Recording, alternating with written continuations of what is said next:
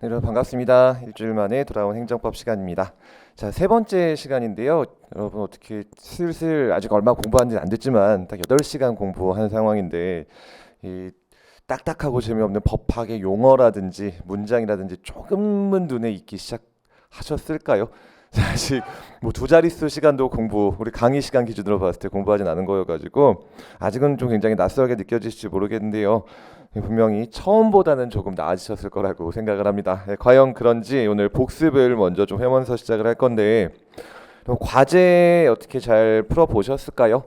문제풀이 좀 과제들이 있었는데 그 과제풀이에 앞서서 우리가 지난주에 배운 내용을 제목 중심으로만 정리해보고 그래서 어떤 문제가 있었는지 그 다음에 좀 살펴보도록 해볼게요. 우리가 1주차에는 어떤 내용을 배우셨냐면은 법치행정의 원리를 법률 유보 원칙 중심으로 공부를 하셨었고요. 그 다음에 행정입법을 법규, 명령, 행정, 규칙 두 가지로 나누어서 공부를 하셨었죠. 그리고 2주차였던 지난 시간에 어떤 내용 공부하셨냐? 행정입법의 마지막 주제였던 형식과 내용이 다르다. 분명히 만든 형식, 왁구는 법규 명령으로 만들어졌는데 내용 까보니까 우리 사무실 매뉴얼인 경우와 반대로 만들어진 왁구는 고시, 훈령, 예규, 지침 같은 행정규칙인데 내용을 보니까 니네 매뉴얼이 아니고 국민의 권리 의무에 관한 사항을 정하네. 그렇게 행정입법에 있어서 만들어진 형식과 내용이 일치하지 않는 경우를 배우심으로써 행정입법을 모두 마쳤었고요. 그 다음에 본격적으로 우리가 한 몇 주 후까지 계속 이어갈 처분, 길게 쓰면은 행정행위의 개념을 시작했었죠. 내내 그리고 행정행위를 한 몇 주간 배우실 거예요. 오늘도 내내 행정행위, 다음 주에도 행정행위 계속 하게 될 텐데 줄여서 말하면 처분이라 불렀고 어떤 내용들을 배우셨냐면은 처분이 뭔지 그 의의를 1주차에도 했던 거지만 4가지 요건을 갖추고 있어야 된다. 다시 한번 복습. 행정청이 행하는 구체적 사건에 관한 국민의 권리 의무에 직접 영향을 미치는 공권력이 발동된 행위가 처분이었었고 그 처분의 다양한 종류 중에 기속행위와 재량행위라는 걸 구분해서 배우셨죠. 해야 한다면 기속행위, 할 수 있다면 재량행위. 이거 왜 나누냐? 여러 가지 실질적으로 나눌 이유가 있더라. 법원에서 재판하는 방식이 달라지게 되고 그래서 판결을 때릴 때 일부만 취소할 수 있는지의 결론이 달라지게 되고 오늘 보시겠지만 처분에 사이드로 갖다 붙이는 걸 부관이라고 부르는데 그 부관을 갖다 붙일 수 있는지도 달라지게 되고 이런 여러 가지 점에 있어서 차이가 있더라. 그리고 재량행위에서는 비록 법에서 내가 부여한 재량의 범위에서 어떤 권한을 행사했을지라도 예를 들어 법에서는 6개월의 범위에서 영업허가를 정지할 수 있다 라고 규정해서 내가 한 영업정지 4개월, 5개월 정도를 때렸는데도 불구하고 위법하게 되는 경우가 있을 수 있다 그랬죠. 행정법의 일반 원칙인 이익 형량의 원칙, 똑같은 말 비례의 원칙에 위반될 수가 있더라. 그래서 유승준 사례 이런 걸 우리가 곁들여서 공부를 하셨었고요. 그 다음 다양한 행정행위의 내용 중 첫 번째 어떤 허가까지 지난 시간에 배우셨습니다. 그리고 연장선상에서 아주 간단하게 특허도 살펴보긴 했고요. 허가가 뭐였나요, 여러분? 운전면허를 이그젠플로 설명드렸었죠. 원래 누구나 할 수 있는 행위인데 질서 유지를 위해서, 즉 공익을 위해서 잠깐 동안만 너 최소한의 요건을 충족했다는 걸 증명하기 전까지는 잠깐 참아라 라고 금지시켰다가 그 금지를 풀어주는 일반적 금지의 해제가 바로 허가다 이렇게 불렀고요. 허가권자가 얻는 이익은 그냥 법률 용어로 쓸게요. 법률상 이익이다, 반사적 이익이다. 반사적 이익에 불과하다는 것이 가장 중요한 포인트였죠. 그 말은 무슨 말이냐? 네가 뭐 음식점 영업허가, 운전면허를 받았다라고 해서 너만 장사할 수 있다거나 너만 운전할 수 있는 게 아니라 그런 너에게 독점적인 어떤 이익을 준 건 전혀 없고 단지 누구나 할 수 있지만 공익을 위해 다른 사람들은 요건 충족하지 않는 한 못하게 함으로써 얻는 말 그대로 반사적으로 얻는 네가 얻어 걸린 이익에 불과하다. 그래서 그 반사적 이익, 법률상 이익이 바로 어디랑 연결되는 개념이었냐면은 바로 취소 소송의 소송 요건이라는 개념과 연결이 됐었죠. 우리가 추가적으로 좀 공부를 하셨던 거죠. 법원에 재판을 걸 때는 소송 요건이라는 걸 판단하게 되고 본안 판단이란 두 가지 요소를 판단하게 된다. 소송 요건은 뭐냐? 재판을 해줄지 말지에 관한 문제. 본안 판단의 문제는 재판해준다는 전제하에 네가 받은 처분이 위법한지 적법한지의 문제. 그래서 수험적으로 소송 요건이 훨씬 더 중요하다고 말씀을 드렸고요. 총 7가지 소송 요건이란 것이 있는데 그중 2가지를 벌써 맛은 봤다. 첫 번째, 처분이어야만 취소 소송을 걸 수 있는 거고, 두 번째, 법률상 이익이 있어야만 할 수 있더라. 근데 허가는 법률상 이익이 원칙적으로 없다. 이걸 배우시면서 어떤 내용을 배우셨냐? 여러분이 담당 공무원이 된다고 하셨을 때 민원인이 허가를 신청했는데 내가 심사하는 사이에 법이 바뀌어 버렸네. 나는 내가 일하는 처분할 당시에 법을 적용해야 되지 네가 신청 당시에 적용되는 법을 적용하는 게 아니라거나 또는 굵직했던 2가지 주제. 허가에 기간이 붙어 있다. 이 기간의 의미가 무엇이냐? 문자 그대로 찐 허가 기간, 그 기간 끝나면 허가 끝나는 거다 라는 기간이 있었고, 또 하나 갱신 기간. 그렇지만 시험에선 갱신 기간으로 안 나온다 그랬죠. 허가 조건의 존속 기간. 굳이 어렵게 표현하는 그 문장이 눈에 익으셔야 되고요. 그와 관련된 법리를 배우셨고, 제일 마지막으로 배우신 내용이 허가를 남한테 팔고 넘길 수 있겠느냐. 바로 허가 사업의 양도라는 주제를 지위승계 신고라는 개념과 함께 우리가 사례형 문제로 같이 봤었습니다. 갑이 있고 을이 있고 니네끼리 영업하는 계약을 했을 때 허가는 원래 니네끼리 계약해서 돈 주고 받으면 넘어가지만 적어도 내 명의로 허가증을 새로 부여받기 위해서는 어떻게 해야 된다? 나 가게 샀어 라고 알려주는 신고라는 걸 해야 되고, 그럼 신고하면 허가가 넘어가냐? 아니라 그랬죠. 수리 처분까지 받아야 허가 명의가 비로소 이전되게 되고, 그럼 그 전까지는 여전히 물건을 판 양도인이 허가자이며, 따라서 그 사이에 물건 이미 넘겨받은 양수인이 사고를 쳐버렸다? 그래도 페널티는 누가 받냐? 허가 명의자인 양도인이 받더라. 왜? 이 모든 영업허가는 기본적으로 대물적 성격을 갖기 때문에 물건의 주인인 허가 명의자가 처분을 받게 된다. 언제나 헷갈리시면은 중고 자동차를 살 때 과태료 같은 게 붙어 있는지 확인해야 된다. 이런 실생활과 관련된 팁을 기억하시면 된다 그랬죠. 무조건 대물적 처분은 그 물건의 주인 또는 법령상 책임자인 허가자한테 가게 되는 거예요. 그리고 뒤에 주제로 막 행정 절차란 것도 우리가 같이 공부를 했었습니다. 왜 이 지위승계 신고를 수리하게 되면은 원래 허가자였던 양도인의 허가를 뺏어가는 결과가 되고, 그럼 걔한테는 안 좋은 침익적인 결과가 나타나기 때문에 우리 나중에 본 강의 때 배우시겠지만 행정절차법이란 법에서 정한 미리 말해줘야 되고 너 진짜 이거 하는 거 맞아? 라고 의견을 듣는 절차 등을 거쳐야 하더라 까지 공부하시기 지난주 배우신 내용인데요. 자, 그럼 34페이지부터 하나씩 문제를 좀 풀어보도록 해볼게요. 자, 행정입법 객관식 문제들이었죠. 아마 잘 풀으셨을 거라고 생각을 하고요. 같이 한번 빠르게 정리를 해보겠습니다. 1번, 행정규칙에 대한 설명으로 옳지 않은 걸 찾으래요. 1번 선지. 법령에 위임이 없음에도 벌써 제일 중요한 말 다 나왔죠. 위임을 안 받았다. 근데 법령에 규정된 처분 요건, 즉 중요한 사항을 밑에 있는 부령에서 변경했다. 이게 대외적 구속력 있는 법규 명령이 될 수 있을까요? 절대 못 되죠. 법규 명령의 제1번 요건 상위법의 숙권이 필요하잖아요. 따라서 이건 아무리 잘해줘봐야 그냥 니네가 알아서 만든 뭐에 불과할까요? 행정규칙에 불과한 거고, 그걸 다른 말로 두 번째 줄 끝에 행정명령이라고 부른 거죠. 행정규칙이랑 똑같은 말이에요. 따라서 대외적 구속력은 없음. 다음 2번 판례를 우리가 본 강의 때는 보지 않았었던 건데요. 잠깐만 넘어가도록 하고요. 3번, 4번 다 배우신 판례이기 때문에. 3번, 법령의 규정이 특정 행정기관에게 법령의 내용의 구체적 사항을 정할 수 있는 권한을 부여하면서, 여기 문장이 키워드였죠. 권한 행사의 절차나 방법을 특정하지 않았다. 이 말이 무슨 말이었나요? 야, 총리령으로 정한다였나요? 야, 총리 네가 그냥 정해였나요? 후자였죠. 특정한 방법을 지정하지 않고 네가 알아서 해. 그렇게 위임하면은 위임받은 총리든 장관이든 알아서 하면 되겠죠. 총리령, 부령으로도 만들 수 있지만 뭘로도 만들 수 있다? 고시훈령 예기주침 같은 행정규칙으로도 만들 수 있고 이렇게 법령의 위임을 받아 만들어진 행정규칙을 뭐라고 부르나요? 법령 보충 규칙. 말 그대로 상위 법령의 내용을 보충해주는 행정규칙이다. 그래서 법령 보충 규칙이라고 부르고 법령 보충 규칙은 그래서 그 법적 성격이 법규명령이다. 행정규칙이다. 법규명령이 되는 거예요. 나에게 권한을 위임해준 수권법과 세트 메뉴로 결합해가지고 같이 그렇게 정리하시면 되고 다음 4번 요 일반 원칙은 잘 안 까먹으실 거라고 생각을 해요. 내가 행정규칙에 따라서 맨날 오랫동안 미성년자한테 한 번 팔면 영업정지 2달 해왔다. 그럼 원래 행정규칙에는 대외적 구속력이 없지만 상대방 입장에서는 어떻게 느낀다라고 했나요? 아 얘는 항상 이렇게 하는구나. 믿게 되고 그 다음 왜 그럼 나만 차별해? 차별하지 마라. 바로 신뢰보호와 평등을 매개체로 행정청은 이제 더 이상 그 관행과 반하는 처분을 하지 못하게 되는 세 번째 줄 자기 구속의 원칙이 성립하게 된다 그랬죠. 키워드는 2개예요. 행정관행과 자기 구속이요.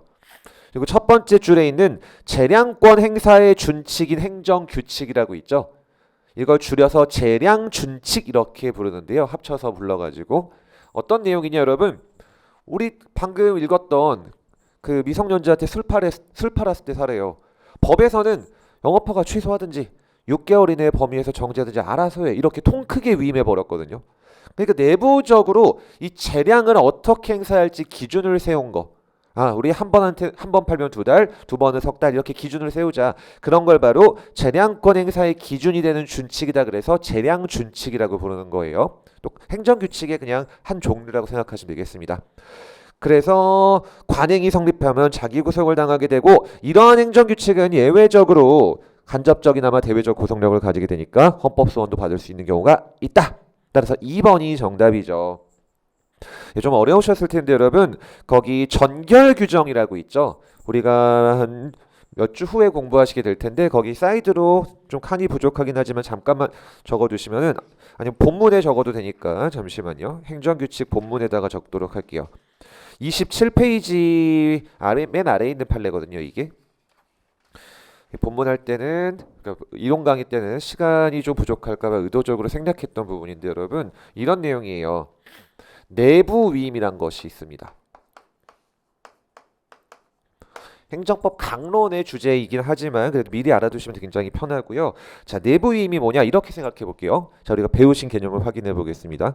서울시의 처분은 다 누구 명의로 나가야 될까요? 서울시에서 행하는 처분. 서울시 장 정확하십니다. 서울시랑 서울시장을 우리가 행정법 영역에서 단어를 뭐라고 불렀죠? 서울시를 행정주체라고 불렀고 즉 삼성전자가 서울시다 그랬죠. 행정주체. 내 이름으로 카드 통장 만들 수 있는 사람. 반면에 그 팔다리 헤드가 되는 사람을 바로 행정청이라고 불렀고 그게 회사로 따지면 회장님 그 다음에 우리 행정법 영역에서는 뭐 시장님, 대통령, 총리, 장관이라 그랬죠.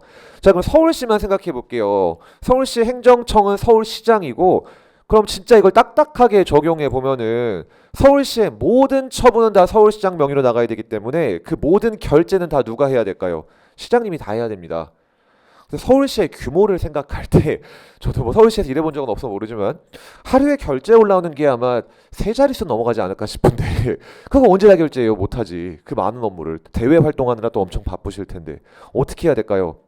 업무를 좀 나눠가지고 정말 굵직한 거는 시장님이 직접 결제하시겠지만 좀 작은 것들은 어떻게 할까요? 뭐 과장한테 맡기든지 부시장한테 맡기든지 팀장한테 맡기든지 자기 부하 직원들한테 결제를 맡길 거예요. 야 그건 그냥 네가 처리해. 누구 이름으로? 나 대신에 내 이름으로. 그런 걸 바로 내부 위임이라고 불러요. 포인트 네가 처분해라. 누구 이름으로? 내 이름으로 내부 위임이라 불러요. 그래서 위임하는 사람을 위임이라고 부르고 위임을 받은 사람을 수임했다라고 했을 때 받을 숫자를 써서요. 내부 위임은 수임기관이 위임기관의 명의로 처분을 하는 겁니다. 이 명의로 처분. 즉 예를 들어 어떤 도시계획 과장한테 건축과 관련된 그 권한을 위임하면은 도시계획 과장이 시장님의 명의로 처분을 때린다 그 말이죠. 위임받은 수임 및 부하 직원이 상급자 이름으로 처분을 때린다 그 말이에요. 그리고 여기엔 두 가지 종류가 있는데요. 요거는 수험에 여기까지는 굉장히 중요해서 뒤에 또 보실 거예요. 여긴 수험적으로 굉장히 중요한 쟁점이어서 위에 거는. 근데 밑에 거는 이그젠플을 말씀드리기 위한 내용에 불과합니다. 대결과 전결이란 것이 있어요. 방금 말씀드린 야 이거 너무 이거는 내 선에서 처리할 일은 아닌 것 같으니까 과장 네가 처리해. 그렇게 아예 업무의 분야를 특정해서 그냥 네가 다 해라. 그런 걸 전결이라 그러고요. 통상 그래서 위임 전결 이렇게 불러요. 여러분이 나중에 이제 결제 라인 이제 공무원이 되셔서 올리실 때 대부분 다 전결 라인으로 올라가게 될 거예요. 지자체 소속 공무원이 되신다면요. 시장님한테까지 직접 가는 건 많지 않을 거고 정말 굵직한 처분일 거니까 자잘한 건 다 위임 전결로 뭐 과장 전결, 뭐 부시장 전결, 팀장 전결 이런 식으로 나가게 될 거예요. 그럼 대결은 뭐냐? 이런 거죠. 휴가 가셨다. 출장 가셨다. 그럼 어떻게 해야 돼요? 오실 때까지 기다린다. 아니라 그때는 결재권자 다음에 넘버 2가 대신 결제하는 거죠. 예를 들어 저의 군 생활을 기준으로 하면은 물론 정확히 처분은 아니지만 쉬운 예시니까요. 대대장님이 휴가 가셨다. 어떻게 해야 될까요? 제가 대신 결제하는 거죠. 누구 이름으로? 제 이름으로 아니라 대대장님 이름으로. 당시엔 제가 행정법의 지식이 굉장히 미천했던 관계로 그냥 몰라가지고 어떡하 내 이름으로 하면 되는 거 아니야? 그래서 제 이름으로 되게 결제 많이 했었는데 이게 관련해서 나중에 이것도 굉장히 중요한 쟁점입니다. 지가 지 이름 갖고 와버리면은 전부 다 무효거든요. 어쨌든 나중에 배우시게 될 거고 자 이런 내부 위임은 여러분 꼭 법에 정함이 있어야만 할 수 있는 게 아니에요. 어차피 결재권자인 내가 그냥 내 부하 직원들한테 맡기는 거기 때문에 별도로 이걸 규제하는 법도 없고요. 법률에 규정이 없어요. 그냥 알아서 하면 돼요. 니네 내부적으로. 그래서 내부적으로 보통 행정규칙 만들어서 뭐 대대장이 휴가 나가면은 뭐 넘버 2가 하라 이거는 넘버 3가 해라 등등등 이런 식으로 권한을 내부적으로 위임하게 됩니다. 근데 예를 들어서 뭐 이렇게 해볼게요. 어떤 A라는 업무를 시장님께서 부서로 써볼까요? 뭐 A 팀장에게 전결을 맡겼는데 실수해가지고 A 다시 팀장이 이거를 전결을 대신해 버렸다. 예를 들어 도시계획 과장한테 맡겼는데 뭐 다른 부서 과장이 자기 업무인 줄 알고 내지는 자기한테 전결권이 있는 줄 알고 자기가 전결해 버렸다. 이게 무효냐 아니냐가 문제가 된 거예요.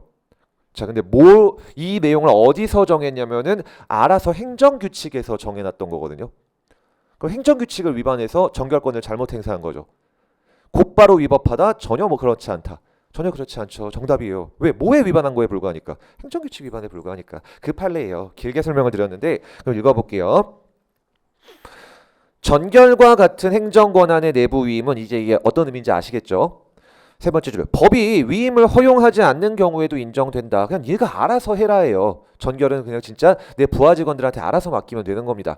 따라서 마지막 줄 중요한 힌트를 주죠. 행정부 내부의 사무 처리 규정에 불과한 전결 규정. 이걸 네 글자로 줄이면 뭔가요? 행정규칙이죠. 네, 행정규칙에 위반해서 원래의 전결권자가 아닌 보조기관 등이 처분권자의 이름으로 행정처분을 했다 할지라도 권한 없는 자가 한 무효의 처분이라고 볼 수는 없더라. 자, 여기서 그럼 미리 좀 땡겨서 배우는 거는 여러분 마지막 줄에 뭐라고 써 있나요? 권한 없는 자에 의하여 행해진 무효의 처분이라고 할 수는 없다 이렇게 돼 있죠. 그럼 반대로 말하면은 권한 없는 자가 한 처분은 뭐다? 당연히 무효예요. 제가 아까 실수했던 수임 기관이 지 이름 갖고 처분을 해버렸네? 그럼 싹 다 무효입니다. 네가 뭔데 처분을 해요? 근데 거기 윗줄은 뭐라고 써 있나요? 처분권자인 행정청 이름으로 처분했다라고 써 있잖아요. 요대로 처분 제대로 한 거예요. 다만 얘가 했어야 될 걸 실수로 내가 그것만 가지고 곧바로 위법하다든지 무효라고 볼 수는 없다는 사례가 되는 것입니다. 그리고 이 내용은 우리 나중에 행정행위 하자라는 다다음 주 내용 보실 때 또 공부하시게 될 거예요. 그럼 다시 34페이지로 와보시면은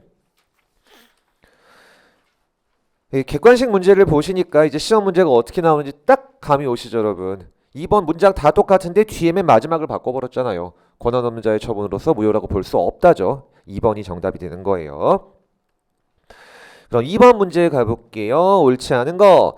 법률이 공법적 단체의 정관의 자치법적 사항을 위임한다. 우리가 아직 공법적 단체의 정관에 위임한다는 말까지는 배우진 않으셨지만 조례에다 위임하면 어떻게 되죠, 여러분? 포괄적 위임이 된다? 안 된다? 되죠. 왜? 자치법적 사항을 보장해줘야 되고 니네 대표인 지방의회 의원들이 만드는 거니까. 그 내용이 이 공법적 단체의 정관, 말이 굉장히 어려운데 쉬운 예시 하나만 적을게요. 공법적 단체에다가 재건축 조합이라고 적으시면 되고요. 재건축 조합. 우리 입문에선 이 재건축을 자세히 다루진 않을 건데 재건축 조합이라고 적어두시고 정관을 내부 규범이라고 불러요. 그러니까 내부 규범이 정관이에요. 어떤 단체. 즉 이런 거예요. 법에서 어떤 재개발, 재건축을 진행함에 있어서 이 공사를 어떻게 계획하고 할지 구체적인 내용을 법에서 직접 정하지 않고 야, 니네 재개발, 재건축 조합 니네가 좀 알아서 해라라고 맡겼다. 자, 그랬을 때 구체적으로 위임해야 되는지 포괄적으로 위임해야 되는지가 문제가 된 건데 재개발, 재건축은요. 이게 공사 영역이 좀 섞여 있는 사업이에요. 그러니까 재건축 사업이 뭔지는 아시죠? 오래된 아파트 싹 밀어버리고 신축 아파트 높게 짓는 걸 재건축이라고 하잖아요. 그럼 재건축 사업은 누가 할까요? 나라가 담당하지 않죠. 그 아파트 소유자들이 자기 돈 갖고 하는 거죠. 자기네가 직접 어떤 시공사도 선정하고 시행사도 선정하고 다 자기네 돈으로 직접 하는 거거든요. 자기네 돈 들여가지고. 그치만 나라에서는 철저하게 규제를 합니다. 매우 타이트하게 규제를 해요. 그냥 우리 아파트 소유자들이 다 재건축하자. 그래도 못해요. 왜? 이놈의 부동산 가격이랑 너무 밀접하게 관련이 있기 때문에 뭐 예를 들어 5년밖에 안 된 아파트를 재건축하겠다 뭐 있을 수도 없는 일이고 아무리 땅값 올라간다고 하더라도 우리 재건축은 200층짜리로 하겠다 안 되는 거예요. 다 규제를 합니다. 높이 올릴수록 땅값은 올라가겠지만 철저하게 법에서 다 규제를 하거든요.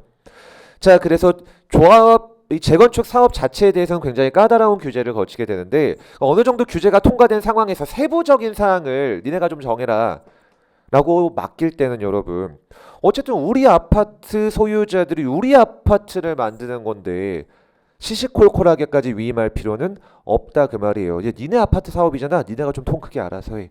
결론 포괄적인 위임 입법 금지는 적용되지가 않는 거예요. 요 내용도 우리가 조례 파트만 보고 이 부분은 자세하게 본 강의 때 읽어보진 않았었는데요. 본 강의에 실어놓진 않았었네요. 그냥 조례랑 똑같은 취지라고 생각하시면 돼요. 그래서 두 번째 줄 포괄위임 금지는 적용되지 않지만까지 맞죠. 근데 여러분 포괄위임이 금지되지만 않을 뿐이지 그러니까 포괄적으로 위임하는 건 가능할 뿐이지 아주 본질적인 사항은 위임할 수가 있나요? 법률 유보의 원칙에 지워졌네요. 개념이 뭐였죠? 국민의 기본권을 보장하기 위해서 더럽게 중요한 건 반드시 누가 정해라? 국회에서 법으로 정해라. 즉 그럼 국회에서 법으로 정해야 될 거는 기본권과 관련된 매우 중요한 거. 그건 위임조차 할 수 있다 없다? 못해요. 그거는 법으로 정해놓고 그 외의 것들을 위임을 해야 되는 거죠. 덜 중요하거나 이런 것들. 그게 바로 다음 문장이죠. 그 사항이 권리 의무에 관련되는 것일 경우에는 키워드가 뭔가요? 권리 의무에 관한 어떤 거? 본질적인 사항은 누가 정해라? 국회가 정해라. 바로 이게 본질사항 유보서를 말하는 법률 유보의 원칙이죠. 그래서 여러분 우리가 왜 법률 유보를 배우고 바로 법규 명령을 이어서 공부했나요? 완전히 연결되니까. 법률 유보는 뭐냐? 법으로 정해라. 근데 모든 걸 다 아니 중요한 것만. 그럼 좀 덜 중요한 건 어떻게? 법령에 맡겨. 행정입법에. 이렇게 연결되는 거죠, 바로. 그럼 맡길 때 어떻게 맡겨야 돼? 구체적으로 맡겨. 근데 조례나 지금 배우신 재건축 조합의 어떤 내부 규범 등에 맡길 때는 자치법적인 사항을 보장해 줄 필요가 있으니까 그때는 좀 크게 맡겨도 돼. 포괄적으로 해. 이렇게 술술술 연결이 되는 거예요. 여러분 아직은 당연히 처음 공부하시니까 이렇게 논리적으로 딱딱 맞아 떨어질 수가 없을 텐데요. 자주 제 강의 스타일 자체가 좀 느끼셨겠지만 절대행정법은 그냥 암기하시는 게 아닙니다, 여러분. 이 법학 과목의 특성 자체가 수학이랑 굉장히 비슷해요. 너무너무 논리적인 학문이거든요. 이렇게 화살표로 있는 것처럼 논리적으로 짝짝짝 연결이 되는 거기 때문에 이 논리 구조가 이해가 되면 생각보다 꽤나 할 만한 과목이 됩니다. 그래서 공부하실 때도 여러분 스스로 꼭 그걸 이해하실 수 있도록 노력을 하셔야 되고 제가 그걸 서포트하기 위한 강의를 하고 있는 거니까요. 하시면서 그리고 모르시면 다 질문을 주셔야 돼요. 다음 2번이 정답이네요. 자, 헌법에서는 조세 법률주의의 원칙이란 걸 정하고 있습니다. 세금과 관련된 건 법으로 정해라. 왜요? 기본권 보장해야 되니까 법률 유보. 그럼 세금과 관련된 건 A부터 Z까지 다 법으로 정해라. 는 못하죠. 세금과 관련된 중요한 건 법으로 정하고 좀 덜 중요한 건 어떻게 할 수 있죠? 위임하면 되죠. 정확하십니다. 따라서 2번이 정답. 다만 세금과 관련된 건 위임할 때는 구체성의 정도가 타이트할까요? 매우 매우 느슨할까요? 엄청 타이트하겠죠. 국민의 기본권을 침해하는 거잖아요. 정확하세요. 그 다음 3번. 위임받은 거를 다시 내가 밑에다 토스하려고 한다. 그걸 재위임이라고 불렀고, 이 재위임이 허용되느냐? 이것도 똑같아요. 구체적이면 허용된다. 그래서 내가 통으로 다 넘기는 거 허용되지 않지만 또 중요한 거 좀 정해놓고 나머지 것들만 위임하는 건 허용됨. 그걸 말하고 있는 거죠. 법에서 위임받은 사항에 관해서 대강은 정해놓고 특정 사항을 범위를 정해서 다시 위임하는 건 허용된다. 그리고 이건 일반적인 법리여서 누가 누구한테 재토스하든 마찬가지예요. 그래서 밑에서 보시는 것처럼 법에서 조례에다가 위임시켜 놓고 조례가 다시 밑에다가 지자체장의 규칙이나 또는 행정규칙인 고시에 위임할 때도 똑같더라. 이렇게 되는 거죠. 다음 4번. 위임이 있어야만 법규명령이 만들어지게 되는데 그 위임이 있었는지는 꼭 수권 규정 하나만 갖고 판단한다. 온갖 걸 다 고려한다. 온갖 걸 다 고려한다 그랬죠. 따라서 그 말이 이렇게 말하는 거죠. 시행규칙 등의 내용이 모법 조항의 취지에 근거해서를 구체화하기 위한 것에 불과한 경우에는 규율 범위를 벗어난 걸로 볼 수 없으니까 키워드 꼭 직접 위임하는 규정을 두지 않았다 하더라도 문제없다. 무효라고 볼 수 없다. 동그라미가 되는 거예요. 다음 35번 페이지 3번에 1번 작년 국가직 문제죠. 자, 부령을 우리가 뭐라고 부르나요? 시행령, 시행규칙. 시행규칙으로 부르죠. 그럼 시행규칙의 왁구로 만들어진 제재처분의 기준. 요게 바로 여러분 미성년자한테 술 팔았을 때 그 기준이잖아요. 법규명령이다, 행정규칙이다. 행정규칙이다. 이건 암기를 해두셔야 되는 거죠. 특별한 이론이 없기 때문에. 그래서 불령의 왁구로 만들어진 제재처분의 기준 다음 줄에 뭐라고 하나요? 행정부 내부의 사무처리 기준에 불과하다. 똑같은 말 대외적 구속력 없음. 동그라미. 다음 2번은 아직 안 배우신 내용이어서 우선은 패스할게요. 참고로 처분적 고시가 되는 건데 여러분 요 사실관계 판례는 안 배우셨지만 개념은 배우셨습니다. 여러분 고시, 훈령, 예규, 지침 이런 걸 행정규칙이라고 불렀잖아요. 이 고시는 무조건 행정규칙이다가 아니었었죠. 왜냐? 고시가 일반 추상적 성격을 가지면 행정규칙이 될 수도 행정규칙인데 근데 법령이 위임을 받아서 만들어진 고시네? 그럼 법령 보충규칙이 되는 거고. 근데 그게 예를 들어 청소년 유해 매체물 결정 고시처럼 그 자체로 국민의 권리 의무를 건드리네? 그럼 또 뭐가 됐죠? 처분이 됐죠. 따라서 고시의 성격은 모두 다 가질 수 있게 되는 거고 처분으로 본 이그젬플 사례 중에 하나예요. 그래서 거긴 요 사실관계 판례는 나중에 그냥 보실 건데 한번 읽어볼게요. 항정신병 치료조의 요양급여 인정 기준에 관한 보건복지부 고시. 요양급여가 무슨 말이냐? 의료보험 되냐 안 되냐 그 말이거든요. 자, 보건복지부에서 어떤 고시를 웹사이트에 올렸고 엑셀 파일이 붙어있더라. 근데 그 엑셀 파일을 읽어보니까 이런 항정신병 치료제의 종류를 쭉 나열해 놓고 그 다음 의료보험 되는지 안 되는지 그 다음 상한액은 얼마인지를 적어놨다. 그 자체로 제약회사의 권리 의무 건드리나요? 전혀 상관없나요? 대놓고 건드리죠. 약값에 지대한 영향을 미칠 뿐만이 아니라 보험금 받냐 안 받냐가 그 자체로 결정되잖아요. 이 리스트에서 이 치료제는 보험 대상이라고 적혀 있으면 내가 국민건강보험공단으로부터 보험금을 받을 건데 안 적혀 있으면 못 받죠. 그 자체로 국민의 권리 영향을 미치는 처분이 되는 거예요. 다음에 3번이 정답이네요. 정답은 좀 쉬웠죠, 여러분. 법규명령이 있었는데 법이 개정돼서 위임의 근거가 없어졌다. 그때부터는 어떻게 돼요? 무효가 되는 거죠. 정확하십니다. 반대의 경우도 마찬가지고요. 다음 4번은 당시 기준으로 최신 판례였던 그냥 생 단순 암기 사례인데요. 지금은 전혀 신경 쓰실 필요가 없습니다. 투머치 지엽적인 판례인데 요 시험에서는 나올 것이 예측됐던 판례이기도 해요. 왜냐? 2020년도에 선고된 판례이기 때문에 이런 최근 한 3개년 정도 길게 잡아서 5개년 정도의 판례를 최신 판례라고 부르거든요. 최신 판례는 지엽적인 것조차 좀 기억을 하셔야 되고 다만 지금 여러분 단계에서는 전혀 보실 필요가 없습니다. 이론과는 전혀 무관한 내용이기 때문에 그냥 생 암기예요. 지금 상태에서 전혀 공부에 도움이 안 되는. 다음 4번 옳은 거.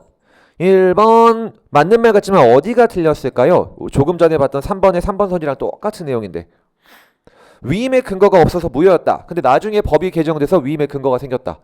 언제부터 유효한 법규 명령이 되나요? 그때부터는이죠. 소급해서가 아니라 그때부터는 X. 다음 2번이 정답이 되겠네요, 여러분. 그리고 세상에 2번의 4번 선지랑 4번의 2번 선지가 똑같죠. 문장 글자만 조금 다를 뿐. 심지어 같은 해에 2달 간격으로 치러진 국가직 지방직 시험인데 이게 행정법 시험의 특징입니다, 여러분. 나온 게 또 나온다 그랬죠. 어떻게 좀 달라요. 원래 나오면 안 나와야 되는데 행정법은 그렇지가 않습니다. 다음 3번 정답이고요. 그래서 2번이 대통령령의 입법 부작위에 대한 국배 책임은 인정되지 않는다. 행정 입법 부작위에 대해서 복습 부작위 위법 확인 소송이라는 항고 소송은 된다 안 된다. 다시 행정 입법 부작위에 대해서 항고 소송의 하나인 부작위 위법 확인 소송은 걸 수 있다 없다. 그건 없다. 왜? 항고 소송은 처분만을 대상으로 하고 그럼 부작위 위법 확인 소송이라는 것도 처분을 부작위 쌩까고 있다는 것이 위법하다고 소송 거는 건데 행정입법은 처분이 아니다. 항고 소송은 안 되죠. 근데 뭐든 된다? 국가배상은 된다 그랬죠. X. 어떤 사건이었나요? 오른쪽 해설에 적혀 있지만 군 법무관의 월급을 대통령령으로 정해라 라고 군법무관 보수법이 위임을 해줬는데 안 만드네. 근거가 없어서 월급이 못 나가네. 그럼 위법한 행정작용으로 인해 손해를 입었을 때 대한민국 네가 갚아. 그런 걸 국가배상이라고 한다 그랬죠. 인정된 사례예요. 다음 4번 법규 명령에 위임의 근거가 되는 법의 위헌 결정이 있었대요. 법에 대한 위헌 결정이 나면 그 법이 효력이 있을까요? 없을까요? 없겠죠. 법이 없어지게 됐으니까 수권법이 날아갔고 당연히 행정입법도 어떻게 되나요? 그때부터는 무효가 되겠죠. X. 자, 길게 행정입법을 좀 살펴봤고 38페이지로 가볼게요. OX. 자, 1번 경찰청장이 횡단보도 설치했다. 처분이다 아니다. 횡단보도 설치한 거 처분이에요. 여러분 조심하셔야 돼요. 왜요? 횡단보도 설치하면 어떤 법적 효과가 발생하니까 운전자 입장에서 생각해보자. 가중된 주의 의무가 생긴다 그랬죠. 왜? 일반 도로 운전할 때랑 내가 횡단보도 통과할 때랑 운전자에게 안전운전 의무가 똑같다. 훨씬 더 가중된다. 훨씬 더 가중되겠죠. 따라서 이런 걸 대물적 일반 처분이라고 불렀죠. 그 도로 위를 지나다니는 모든 사람에 대해서 다 적용되니까 처분인 거예요. 다음에 2번 공원 지정 처분에 따라 경계를 좀 재보고 표지판을 설치했다. 권리 의무 영향 있나요? 없죠. 이건 사실행위에 불과하다라 그랬죠. 처분 아니다. X. 따라서 같은 취지 3번 행정행위는 법적행위다. 법적행위란 말이 국민의 권리 의무 영향을 미쳐야 되는 거라 그랬고 따라서 도로를 보수했다. 보도블럭을 새로 깔았다. 이건 좋은 거 잘한 거죠. 그냥 사실행위에 불과하기 때문에 처분상 아니죠. 동그라미. 그 다음 이미 아까 보신 거 건축허가는 너한테 해주는 거다. 그 땅과 건물에 대해 주는 거다. 후자 대물적 허가였죠. 그렇기 때문에 이런 대물적 허가들은 넘길 때 니네끼리 계약 맺으면 자동으로 넘어가는 거지 별도로 허가 이전 승인 처분 같은 걸 받을 필요는 없다. 다만 명의를 바꾸기 위해서는 뭐는 해라? 신고는 해야 된다 그랬죠. 그래서 어쨌든 별도의 승인 여기서 허가 대상 건축물에 대한 권리 변동에 수반해서 이전한다는 말은 땅 팔면 같이 넘어간다 그 말이에요. 그렇지만 그래서 별도의 승인 처분으로 필요한 거 아니다. 동그라미. 그래서 여러분은 이 대물적 건축허가 심사하실 때 이 양반이 누구지? 이 양반 이거 가짜 사람 아닌가? 등등 이 양반 돈은 있나? 실질적인 심사할 필요 있다 없다? 없다. 형식적 심사만 하면 된다. 인적 요소는 왜? 대물적 허가니까 물건에 포커스가 맞춰져 있는 거라고 배우셨죠. 다음 43, 4페이지 기속 재량행위가 되겠네요. 자, 43페이지 1번 기속행위, 재량행위를 구분할 때 가장 기본적인 기준은 할 수 있다냐 해야 한다였죠. 근데 애매하면 어떻게 하라 그랬나요? 그러니까 다 네, 좋은 말. 그래서 그냥 맞죠. 그냥 모두 고려해서 판단하라. 거기 주저리 나와 있는 내용들을 여러분은 전혀 외우실 필요가 없습니다. 다음에 국토계획법상 개발행위 허가 어마어마하게 수익적인 거라 그랬죠. 이런 건 우리 판례가 원칙적으로 뭐로 본다? 재량행위로 보죠. 정확하십니다. 동그라미고요. 다음 귀화. 대한민국의 신분을 특별히 부여해 주는 거죠. 이런 건 허가가 아니고 뭐라고 배우셨나요? 우리가 간단히 봤는데 특허였죠. 이게 정확하십니다. 특허가 이게 뭐 발명 특허 이런 개념이 아니라 그랬죠. 특별한 권리를 설정해주는 행위, 설권행위. 어떤 예시들을 배우셨냐? 뭐 특허도 배우셨고 관련된 뭐 외국인과 관련된 거 비자를 발급해 준다든지 우리나라에 관광 목적으로 왔는데 취업 비자로 바꿔준다든지 판례는 아니지만 여러분을 공무원으로 임명시켜 준다든지 이런 것들이 모두 다 특허였고 이런 특허는 허가가 기속행위인 것과 달리 대부분 다 뭐다? 재량행위로 보죠. 정확하십니다. 따라서 X고요. 다음 4번. 자, 기속행위와 재량행위를 구분해야 되는 큰 이유 중에 하나인데 여러분 3단 논법에 따라서 법원이 법을 해석하고 증거를 통해 팩트 체크한 다음에 딱 하나의 결론을 내놓고 그러니까 정답을 내놓고 그 정답이랑 행정청이 실제로 한 처분을 비교해서 처분의 위법 여부를 판단하는 건 기속인가요? 재량인가요? 정답 내놓고 하는 거. 그건 기속이에요. 왜? 기속행위는 정답이 몇 개밖에 없으니까 하나. 재량행위는 정답을 누가 내야 된다?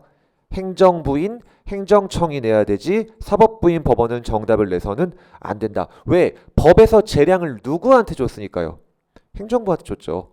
사법부한테 준 적 없죠. 예를 들어 법에서 이렇게 써있다. 미성년자한테 술 팔면은 6개월 이내의 범위에서 영업정지할 수 있다. 이 의미가 법이 누구한테 재량을 준 건가요? 행정청한테 준 거죠.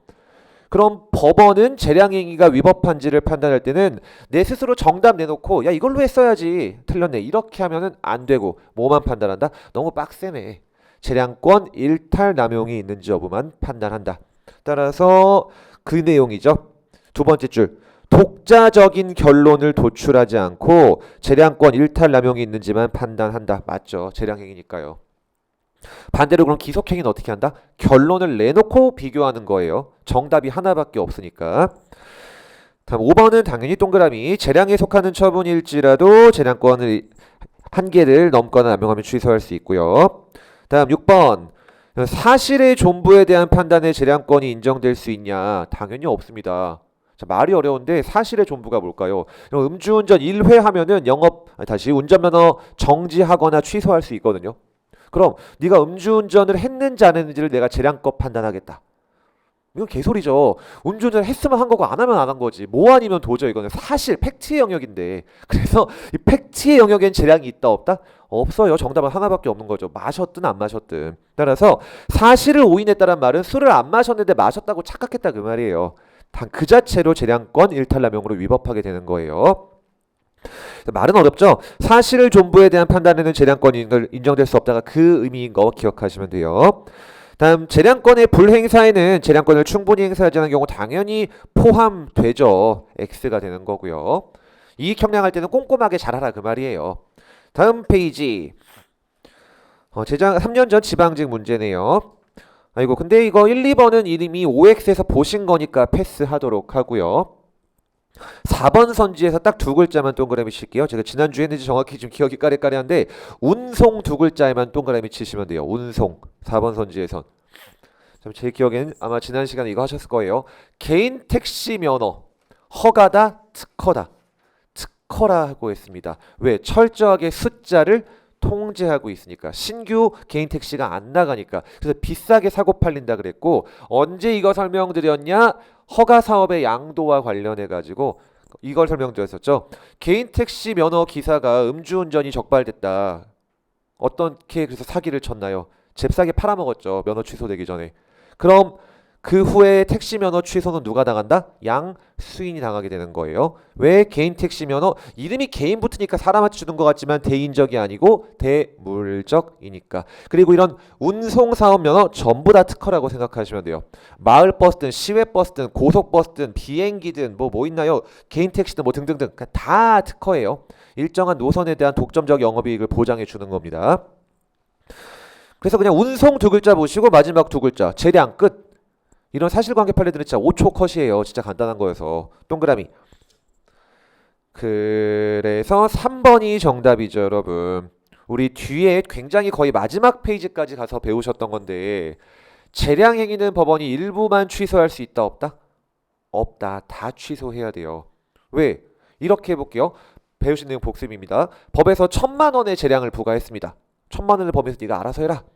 근데 행정청이 700을 때린 거죠. 그래서 재판이 걸렸고 법원이 보니까 너무 과한데? 한 500 정도가 딱 좋았을 것 같은데 700을 해버렸네.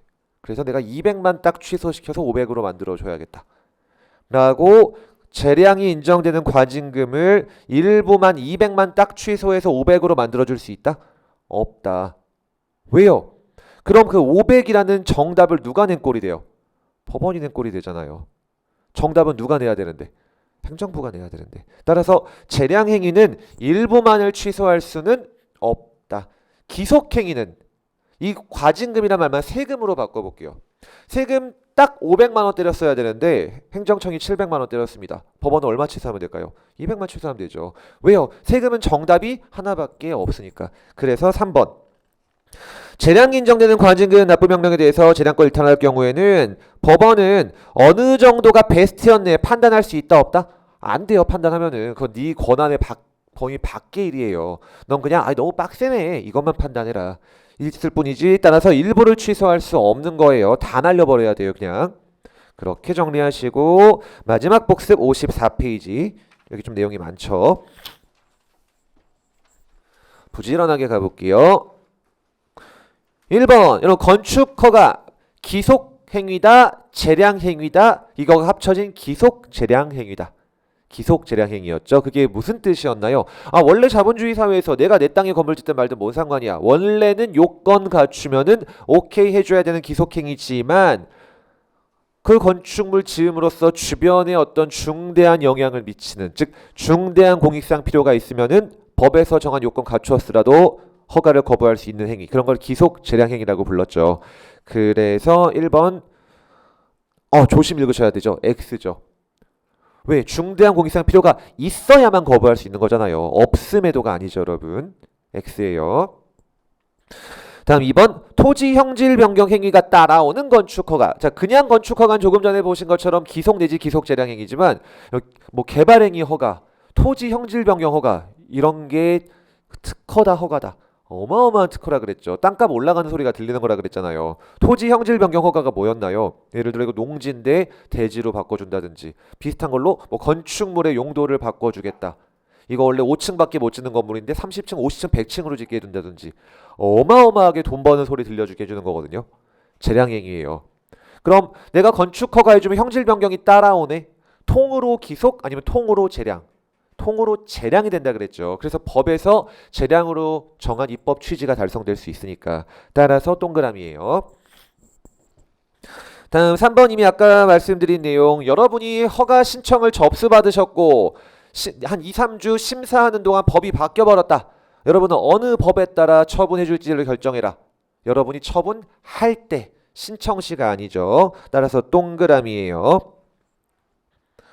신청 시 이후 법이 개정돼서 허가했고 못 거치면 그냥 넌 재수가 없었던 겁니다. 난 그냥 처분시법대로 해야 되는 거예요. 다음 4번 이미 허가한 영업시설과 동종의 영업허가를 해줬다. 우리 집 앞에 고깃집이 생겼다. 기존 고깃집 사장님은 취소 소송 걸 수 있다, 없다? 없다. 왜? 고깃집 허가 같은 일반 음식점 영업 허가는 문자 그대로 허가고 너만 고깃집 할 수 있는 권리 준 적 없으니까 다툴 수 있는 원고 적격이 없음. 똑같은 말 법률상 이익이 없음. 그래서 뭔가요? X죠. 다음 5번 같은 거 까먹으시면 안 되죠. 여러분의 사례가 될 일들인데 여러분이 식품위생법상 나중에 공무원이 되신 후 영업허가 받았을지라도 장사하면 된다, 안 된다? 안 된다. 뭐만 금지가 풀렸으니까. 식품위생법상 금지만 풀렸지 국가공무원법상 영리업무 금지는 풀린 적 없으니까 X가 되겠죠. 다음 6번 무허가로 내가 장사했다.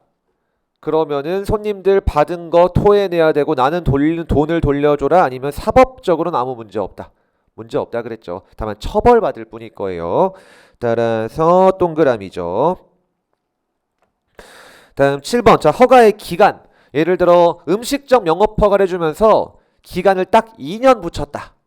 2년만 장사하라는 뜻이다. 2년 후에 갱신받으라는 뜻이다. 갱신이라는 뜻이죠. 사업의 성취상 너무 짧잖아요. 2년 동안 장사하고 어떻게 뽕을 뽑아요. 따라서 동그라미가 되는 거죠.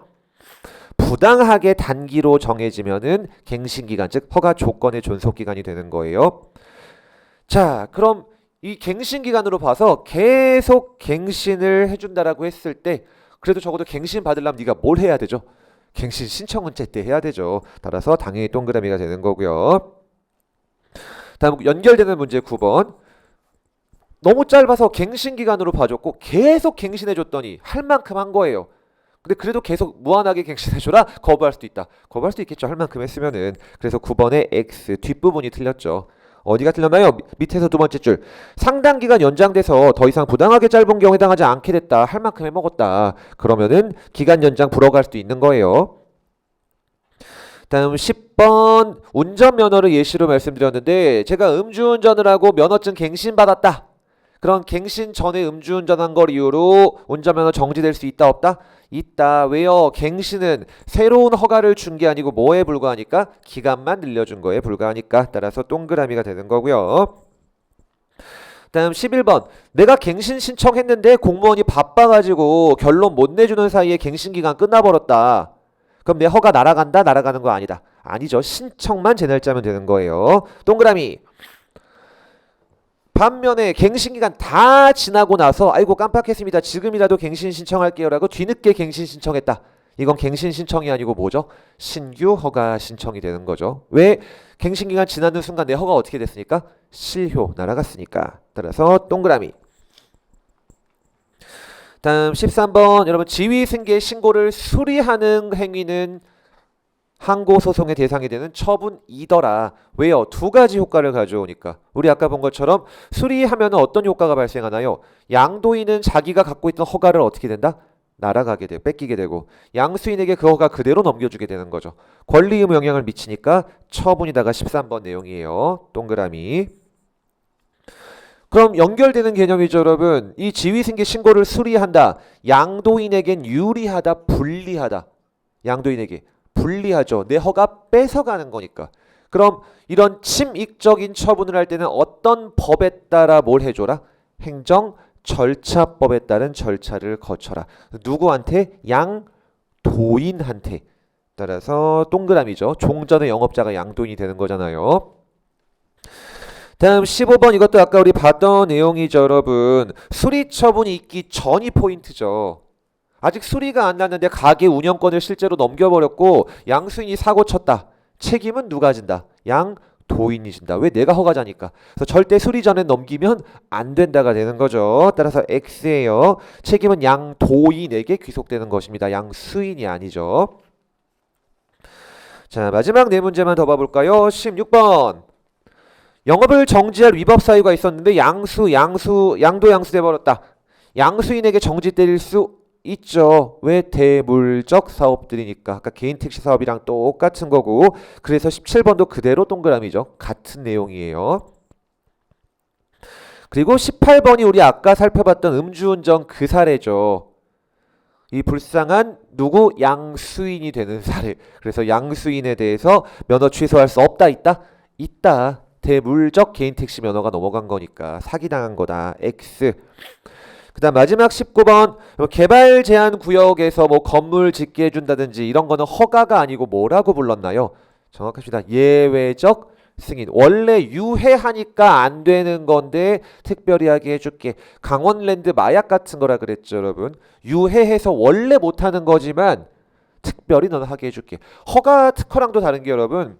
허가는 원래 할 수 있었던 거고 특허는 유해한데 해주는 건가요? 원래 특허는 나쁜 행위인데 하게 해주는 거다. 아 공무원은 나쁜 건데 공무원 신분을 주는구나. 말도 안 되는 소리죠. 특허는 그냥 특별한 권리를 줄 뿐인 거예요. 예외적 승인은 뭐다? 유해한 행위를 예외적으로 하게 해주겠다. 바로 도박 같은 거. 그래서 별도의 내용이고 예외적 승인, 재량행위 이렇게 연결시키시면 되겠죠. 마지막 밑에 객관식 문제. 이미 OX에서 다 보신 거기 때문에요. 정답이 무엇이었나요? 3번이네요. 아까 옳은 거 찾는 거구나. 죄송해요. 2번이 정답이죠. 아까 OX에서 다 보신 거여가지고 4번 선지만 읽어볼까요? 우리 아까 본 건데 허가가 거부됐음에도 불구하고 영업을 했다. 무허가 영업을 한 거죠. 사법적으로는 유효, 무효. 유효, 장사한 것 자체는 무효가 아니다. 따라서 효력이 있는 것이 원칙이죠. 처벌을 받을 뿐. 자, 이렇게 계획보다 조금 더 길게 복습을 굉장히 꼼꼼히 마무리를 했고요. 10분 정도 쉬었다가 오늘 진도인 특허부터 이어서 가도록 해볼게요.